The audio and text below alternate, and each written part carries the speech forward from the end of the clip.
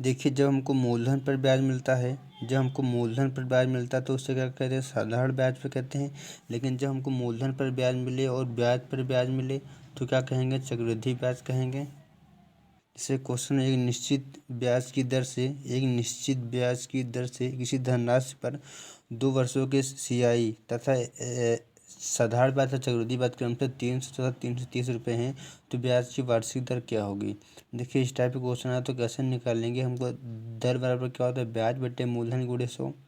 दर बराबर ब्याज बटे मूलधन गुणे 100। दर बराबर ब्याज कितना है, 300, 330। दर ब्याज कितना हो गया, 30 हो गया। दर बराबर ब्याज तो 30 बटे मूलधन।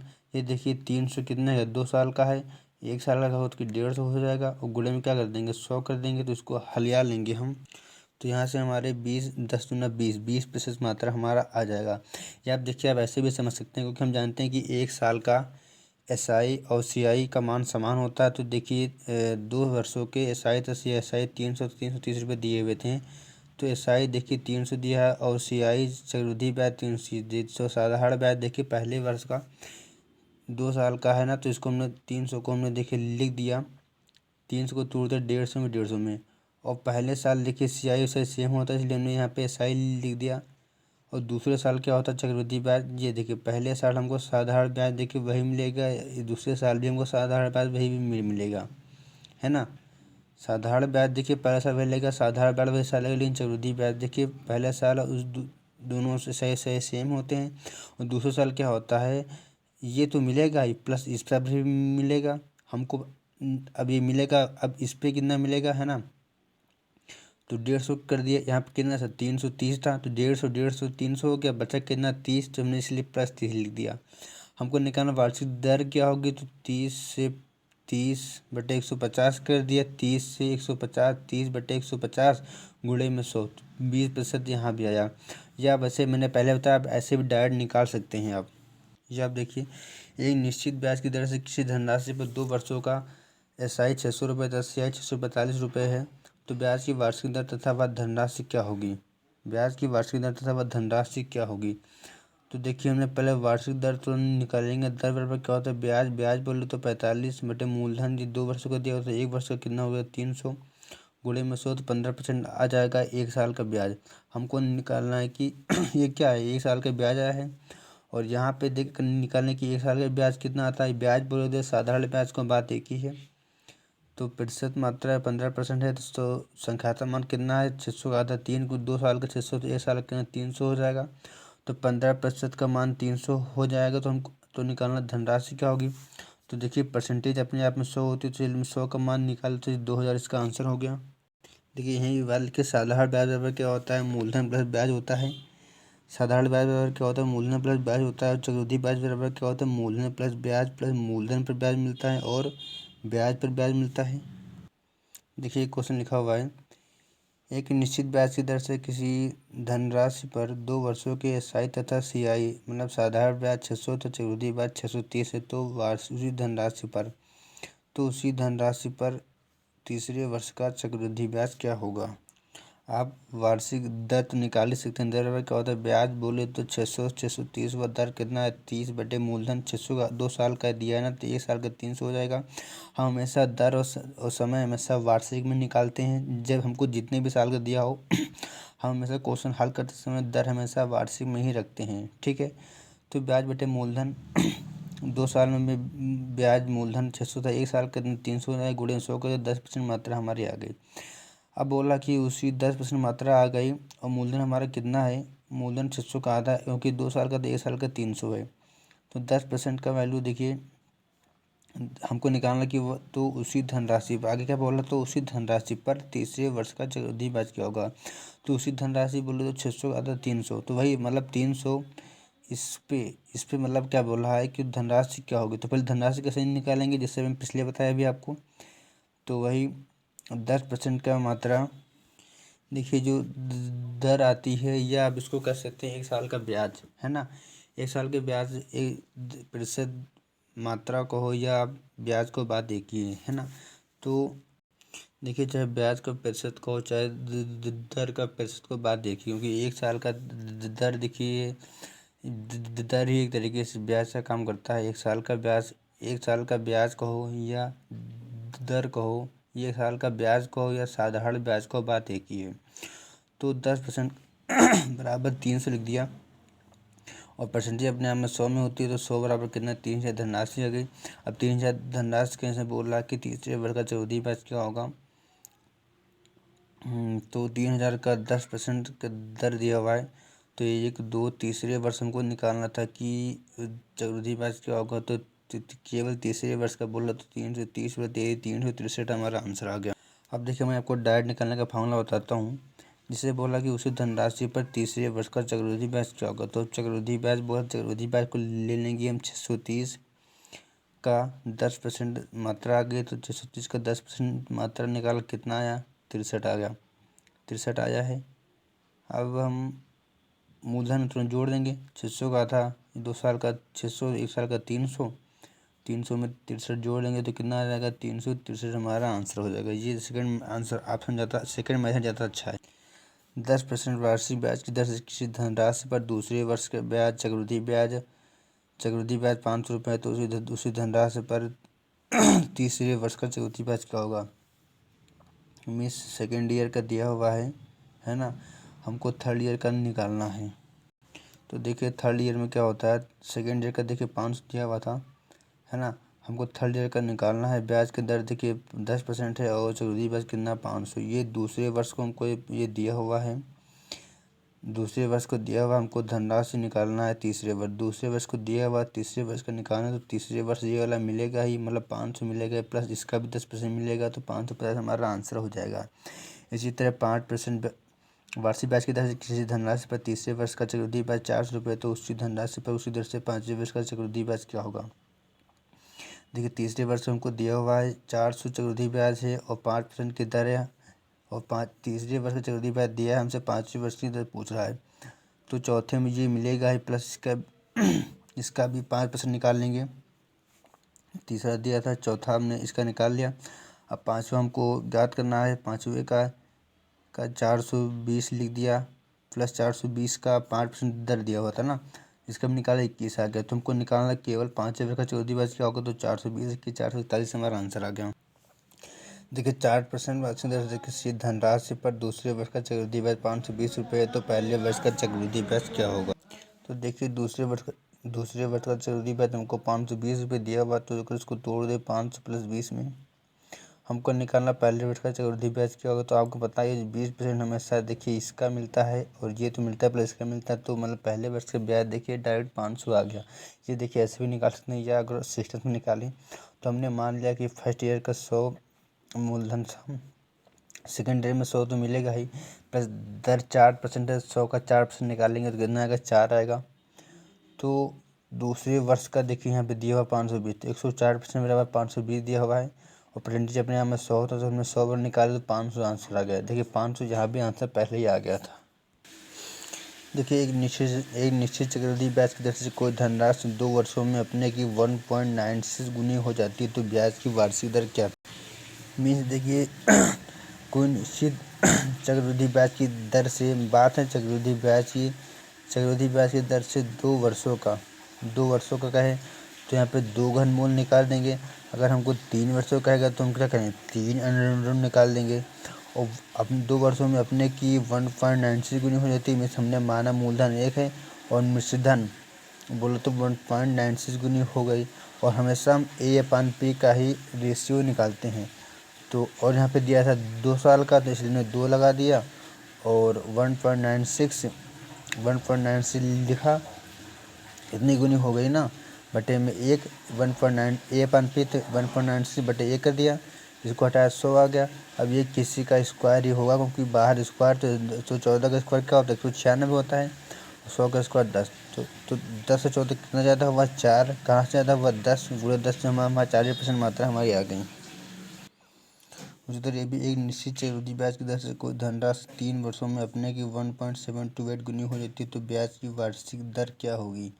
तो प्रिंसिपल एक था, अमाउंट कितना है 1.728, हमको निकालना ब्याज की वार्षिक दर क्या होगी।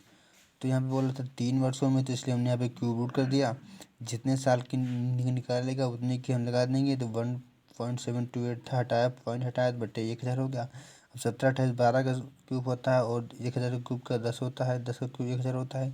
तो यहाँ से दर निकालना है तो मूलधन से मिश्र धन 12 हुआ तो कितना हुआ, 10 से 12 हुआ तो हमको निकालना है ब्याज दर। तो 2/10 गुणे में 100, 10 से कितना जाता है 2/10 गुणे 100 बाई 20 हमारा आंसर। एक निश्चित चक्रवृद्धि ब्याज की दर से कोई धनराशि 3 वर्षों में अपने की 3/3 गुनी हो जाती है, तो ब्याज की वार्षिक दर क्या होगी। तो देखिए ब्याज दर कोई धनराशि 3 वर्षों में बोले तो हम घनमूल निकाल देंगे, 3 वाला लगा देंगे, वर्गमूल अलग घनमूल अलग है।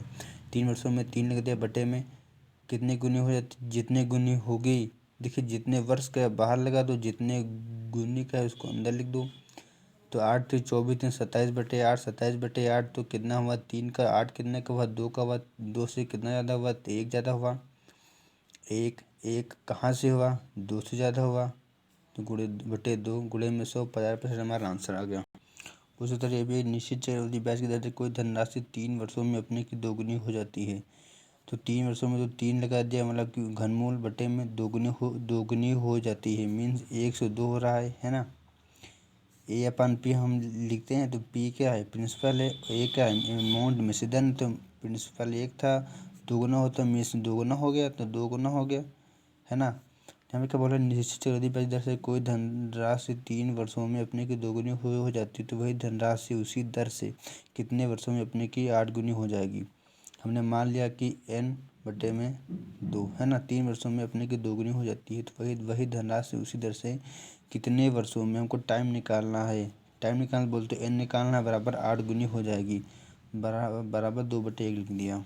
खैर छोड़ो, ये अच्छा क्वेश्चन है मतलब ये मेथड ही अच्छा है कि देखिए क्वेश्चन क्या लिखा है कि कोई निश्चित चक्रवृद्धि ब्याज की दर है, चक्रवृद्धि ब्याज की दर से कोई धनराशि 3 वर्षों में अपने की दोगुनी हो जाती है। तो हमने माना 1 अपने की दोगुनी हो जाती, मीन्स पहले में 2 गुना हो रहा है, तो कितने वर्षों में अपने, यहाँ पे कितना हो रहा है 1 से 2 गुनी हो रही, तो कितने वर्षों में 8 गुनी होगी।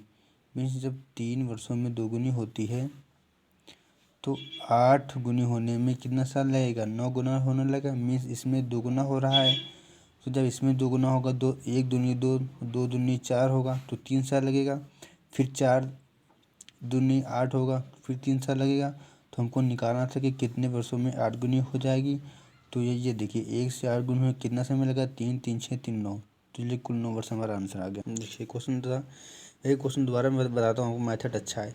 देखिए 3 वर्ष में कितने गुनी हो रही देखिए इनमें से तीन तीन क्वेश्चन जो लिखा वो लिख दीजिए। 3 वर्ष में अपने की 2 गुनी हो रही, तो 3 वर्ष बराबर 2 गुनी लिख दिया।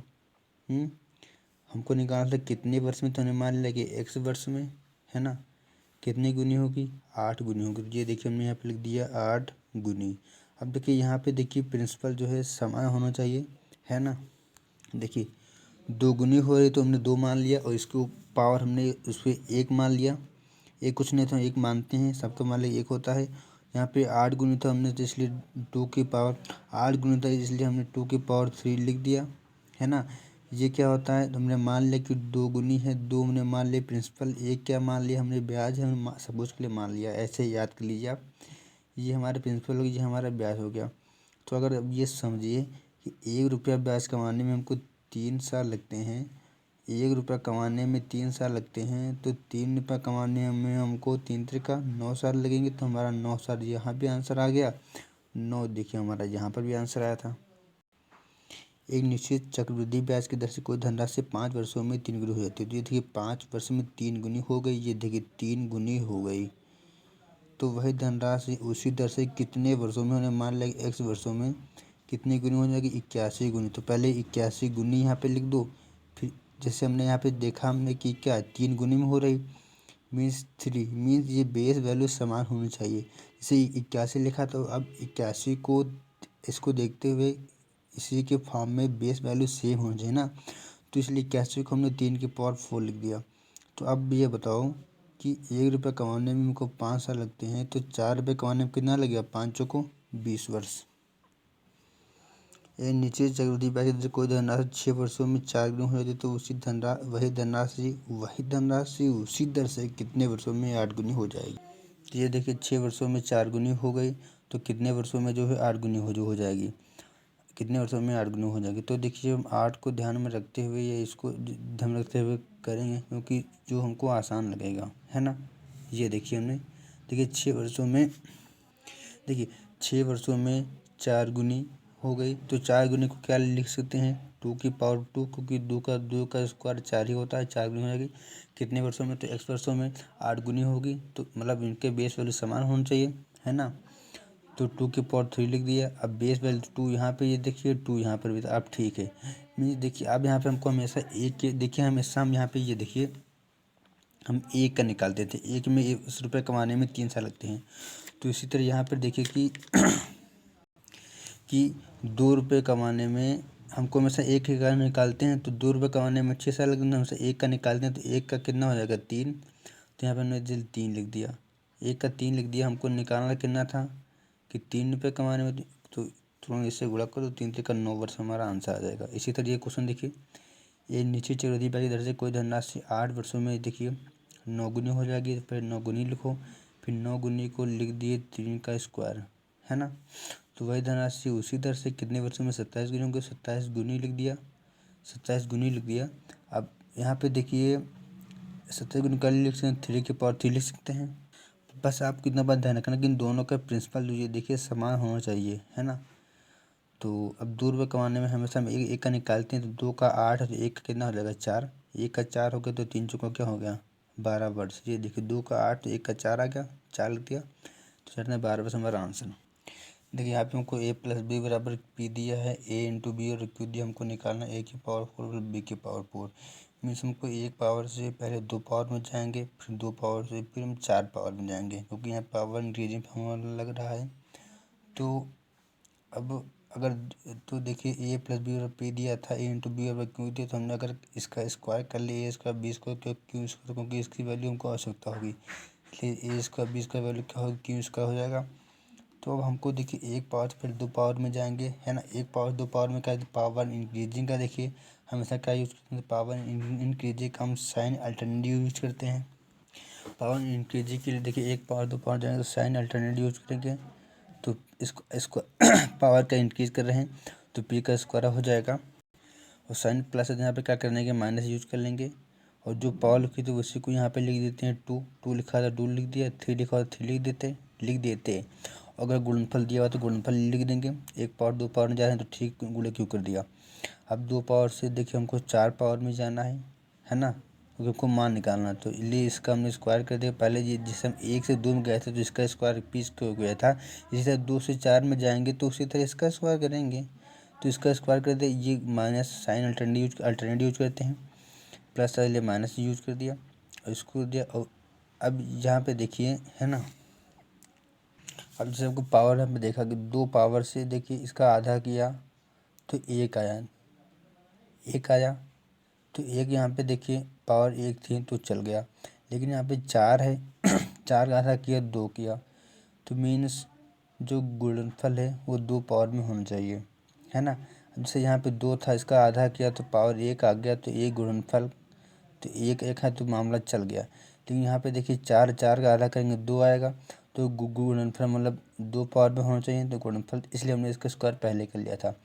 तो क्यों स्क्वायर, इसलिए हमने यहाँ पे देखिए गुणनफल कर दिया, गुणनफल -2 लिख दिया था और क्यू स्क्वायर लिख दिया। अब इसको हल कर लेंगे तो यहाँ से हमारी वैल्यू आ जाएगी।